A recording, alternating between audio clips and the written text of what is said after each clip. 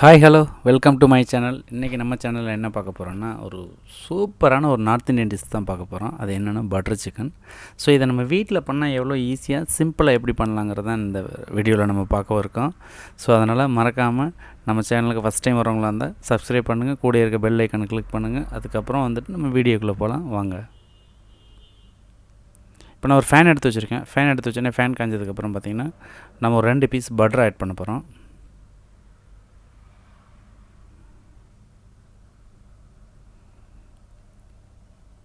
So இந்த 2 piece butter melt ஆனதுக்கப்புறம் நம்ம அடுத்த 1 பை 1 தான் ஸ்டெப் பை ஸ்டெப் தான் இன்க்ரீடியன்ட்ஸ் ஆட் பண்ண போகிறோம். இது ரொம்ப ஈஸியாக தான் இருக்கும். நீங்கள் வீட்டில் சிம்பிளாக ட்ரை பண்ணி பார்க்கலாம்.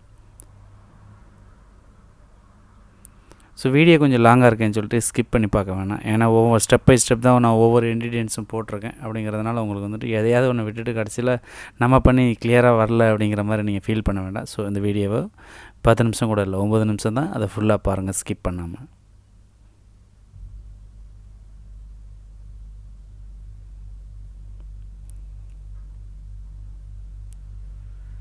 பட்டர் கொஞ்சம் நல்லா மெல்ட் ஆகிடுச்சு நமக்கு. இப்போ இந்த டைமில் வந்துட்டு பார்த்திங்கன்னா கொஞ்சம் ஆனியன் வந்து நான் சாப் பண்ணி வச்சுருக்கேன். அது கூட கொஞ்சம் ஒரே ஒரு சின்ன பீஸ் குடமிளகாயும் சாப் பண்ணி வச்சுருக்கேன். இது ரெண்டையும் போட்டு நான் ஃப்ரை பண்ணுறேன். இது மற்றது மாதிரி ஃபுல் ஃப்ரை ஆகணும்னு அவசியம் கிடையாது. ஓரளவுக்கு வந்துட்டு ஒரு 60% குக் ஆனாலும் போதும், பாயில்டு ஆன மாதிரி வந்தால் போதும். ஸோ இப்போ நம்ம எதிர்பார்க்குற அளவு வந்துட்டு அது ஆகிடுச்சு, ஃப்ரை ஆகிடுச்சு. ஸோ இந்த பொசிஷன் வரும்போது தான் நம்ம வந்துட்டு ஒரு ஸ்பூன் வந்து இஞ்சி பூண்டு பேஸ்ட் ஆட் பண்ணணும்.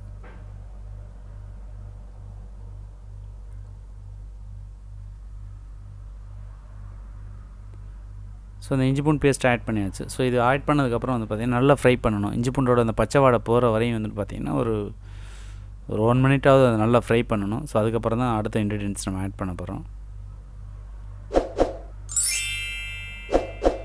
இது ஒன்றும் பெருசாக நம்ம வந்துட்டு நிறைய செப்ரேட் மசாலாஸ் எதுவும் வேணுங்கிறதுலாம் கிடையாதுங்க. வீட்டில் இருக்கிறதுலே பண்ணலாம். இப்போ நான் வந்துட்டு ஒரு ஸ்பூன் மிளகாத்தூள் போட்டிருக்கேன்.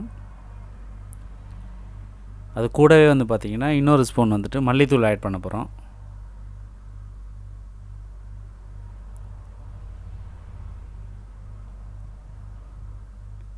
ஸோ இது சின்ன ஸ்பூனுங்கிறதுனால நான் 2 டைம் யூஸ் பண்ணுறேன். நீங்கள் பெரிய ஸ்பூன் ஏபி ஸ்பூனாக இருந்துச்சுன்னா நீங்கள் வீட்டில் ஒரே ஸ்பூன் போட்டுக்கலாம்.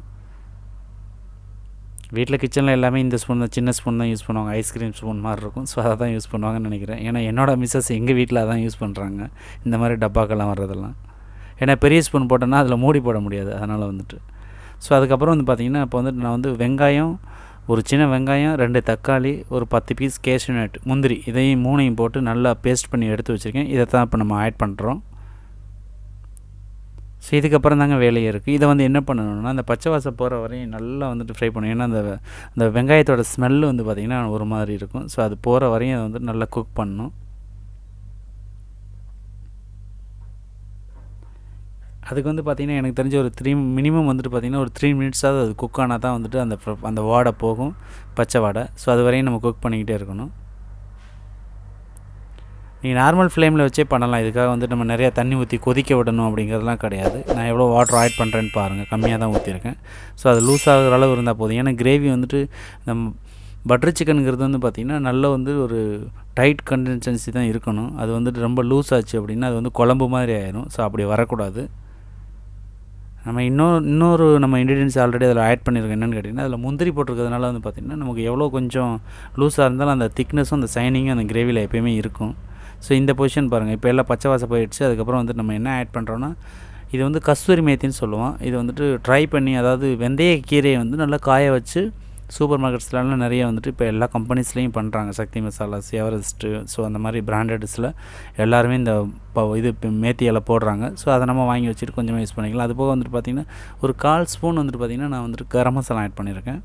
இந்த கரம் மசாலா வந்துட்டு பார்த்திங்கன்னா கடையில் வாங்கின கரம் மசாலா கிடையாது. ஸோ நம்ம பட்டை, கிராம்பு, ஏலக்காய் இது எல்லாம் போட்டு அரைச்சி நம்ம வீட்டில் ரெடி பண்ணது தான். அதுக்கப்புறம் பார்த்திங்கன்னா ஒரு 50 ml வந்துட்டு நான் அதில் பால் ஆட் பண்ணுறேன். பால் ஆட் பண்ணுறது எதுக்குன்னு கேட்டிங்கன்னா வந்துட்டு தண்ணியே ஊற்றணும் அப்படின்னா ஒரு மாதிரி இருக்கும். பால் ஆட் பண்ணுறோன்னா அந்த க்ரீமி வந்துட்டு கொஞ்சம் நம்ம சாப்பிடும்போது நல்லாயிருக்கும் அந்த பட்டர் சிக்கனுக்கு. ஸோ அதுக்காக தான் மில்க் ஆட் பண்ணி பண்ணுறது. ஸோ மில்க் ஆட் பண்ணும்போது பார்த்திங்கன்னா நமக்கு அந்த கிரேமியோடு நல்லாயிருக்கும் சிக்கன் சாப்பிடும்போது. ஸோ அதுக்காக தான் நம்ம பால் ஆட் பண்ணுறது. க்ரீம் இருந்தாலும் க்ரீம் யூஸ் பண்ணிக்கலாம். ஸோ பாலுங்கிறதுனால வீடுங்கிறதுனால நம்ம பால் வச்சு நம்ம போட்டுக்கலாம். இந்த டைம் வரும்போது நம்ம கொஞ்சம் கலரை போட்டுக்கலாம். ஏன்னா பன்னீர் பட்டர் மசாலா பட்டர் சிக்கன்னால இந்த ரெட் கலர் வந்தால் தான் நமக்கு அந்த ஒரு திருப்தி இருக்கும் அது சாப்பிடும்போது. ஸோ அதனால் கொஞ்சமாக கலர் ஆட் பண்ணியிருக்கேன். வீட்டில் பண்ணும்போது கலர் தேவையில்லை. ஏன்னா குழந்தைங்கள்லாம் சாப்பிடுவாங்க வைப்பாங்கன்னும் போது நம்ம அது போட்டு கொடுக்கணும்னு அவசியம் இல்லை. ஆப்ஷனல் தான். தேவைன்னா நீங்கள் போட்டுக்கலாம். இல்லைனாலும் டேஸ்ட் ஒரே மாதிரி தான் இருக்கும். ஆனால் கலர் வந்து கொஞ்சம் டல்லாக இருக்கும். ரெட் கலர் போட்டால் இன்னும் கொஞ்சம் ப்ரைட்டாக இருக்கும். ஸோ இது வந்து கிரேவி உங்களுக்கு நியர்பை ரெடியான மாதிரி தான் அது. இப்போ இந்த டைம் வரும்போது நான் சிக்கனை வந்து சின்ன சின்ன பீஸாக கட் பண்ணி எடுத்து வச்சுருக்கேன் ஒரு பவுலில் பொரிச்சு. ஸோ அதை நான் ஆட் பண்ணிக்கிறேன். இதுக்கப்புறம் இந்த சிக்கன் வந்து இதிலே குக் ஆகி சாஃப்ட் ஆகணும். ஸோ அதுக்கு வந்து ஒரு 2 மினிட்ஸ் வந்து நம்ம அதை நல்லா குக் பண்ணுவோம்.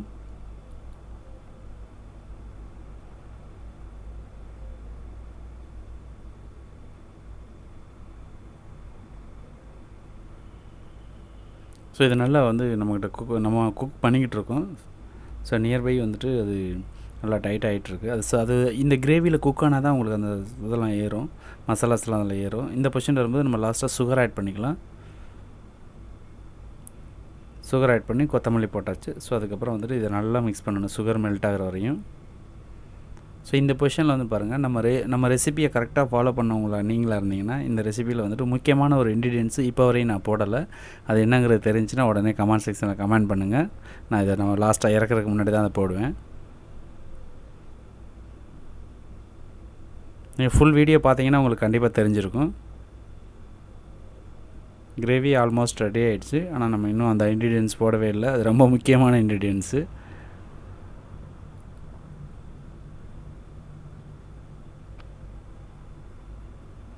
என்ன நண்பர்களே, யோசிச்சுட்டு போட்டிங்களா கமெண்ட் செக்ஷனில் என்னங்கிறத? எத்தனை பேர் கண்டுபிடிச்சிருக்கீங்கன்னு நான் பார்த்துட்டு சொல்கிறேன். கண்டிப்பாக நான் ரிப்ளை பண்ணுவேன். நீங்கள் கண்டிப்பாக இது கமெண்ட் பண்ணியே ஆகணும். ஏன்னா இப்போ சிக்கன் வந்து நல்லா குக் ஆகிடுச்சு. கிரேவி இப்போ நமக்கு டைட் ஆகிட்டுருக்கு.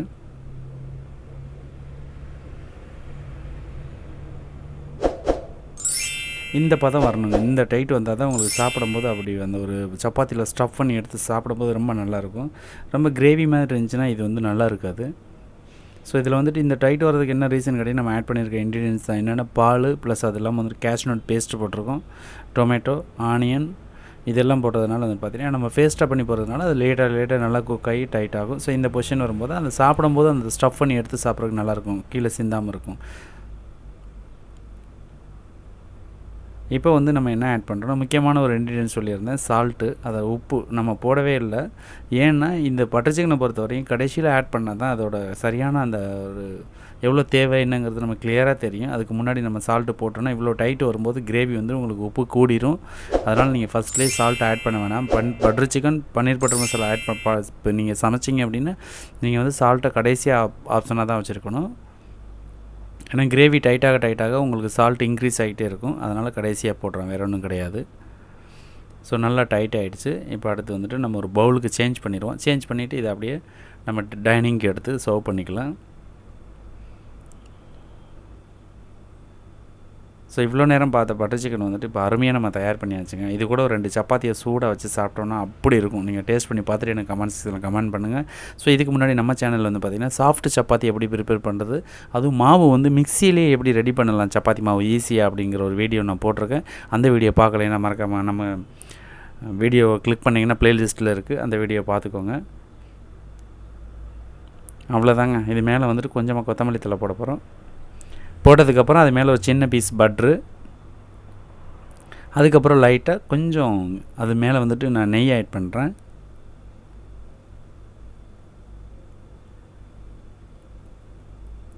கொஞ்சமாக க்ரீம் போடுறேன்.